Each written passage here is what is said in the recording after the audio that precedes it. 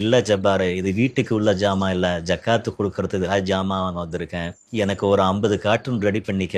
அதுல ஒரு ஒரு கார்ட்டூன்லயும் 5 கிலோ அரிசி, ஒரு 2 கிலோ சீனி, 1 கிலோ பருப்பு, 2 கிலோ ஆட்டா மாவு, எண்ணெய் எல்லாத்தையும் வச்சு எனக்கு ஒரு 50 கார்ட்டூன் வேணும்ப்பா.